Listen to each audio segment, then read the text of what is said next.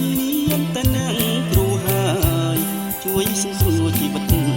ញុំឲ្យបានស្បាយផុតពីគ្រួងថ្នាក់ធំណាមានគុណឧត្តមរកអ្វីតែមិនបានទេនេះជារឿងធម្មតាទេណាលោកអើយ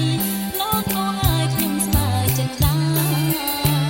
បានគុណឆ្នាំទេណាលោកណាគុំកាន់ស្មានថាជាប្រខ្ញុំអី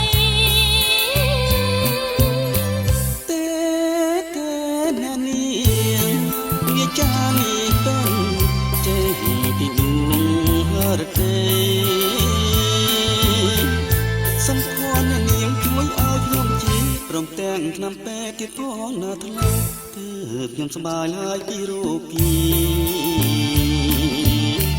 ខ្ញុំសូមលាសន្ហាអូអ្នកគ្រូពេទ្យអើយកុំអាលអញ្ជើញទៅណាមិនបានបើគ្មានអ្នកនាងទេខ្ញុំនេះប្រកាសជាវិញ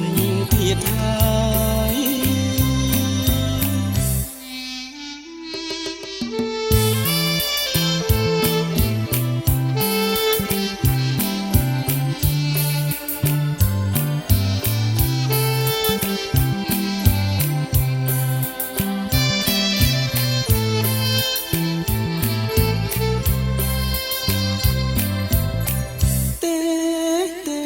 ណានាងវាចានេះเป็นចេះពីដួងហរទេ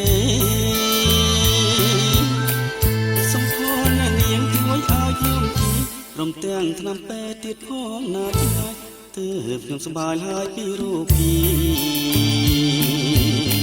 ខ្ញុំសូមលាសន្ហា